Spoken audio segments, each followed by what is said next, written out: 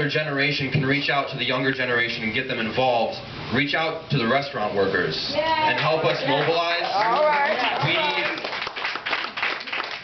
We're trying to fight, and we don't know how. And we need the older generation to help us out, to teach us about the labor movement. Detroit was the home of the labor movement, and people don't think of us as workers, as being working class. But whether or not you put on a hard hat before you go to work or an apron, you're still selling your labor to the capitalists. That's right. You're still a proletarian, you're still a worker. And we need to stand up on those lines. Exactly. That's right. If you sell your labor, you're part of the working class. That's right. And so we need to realize that we aren't just dishwashers, we aren't just bartenders. We are somebody. That's right. And the only recourse that the only way that we were reached out to was with this petition drive, with the minimum wage, to raise it up to $10.10 and a raise for tip workers.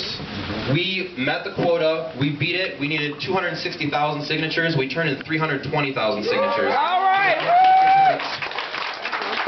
But a Republican congressman, Richardsville, he passed a law with Governor Snyder and the Republicans overturning the old minimum wage law, which negated our whole campaign. Just like what they did with the emergency manager law. When we petitioned for the emergency manager law, they circumvented that whole process and put in a new law that was not repealable, which is what they're doing now to this minimum wage campaign. And we reached out to the Democratic Party and Mark Schauer, the Democratic candidate for governor. He's calling this a victory because we are the only state with a Republican governor and a Republican legislature in history to raise a minimum wage. So that in itself is a victory because workers mobilized and workers fought for it. But for a Democratic candidate to claim that as a victory for the Democratic Party is a lot of bullshit. And we need to stop realizing, we need to stop thinking of these parties as representing the people. We need a people's party. We need a workers' party. We need workers' organizations.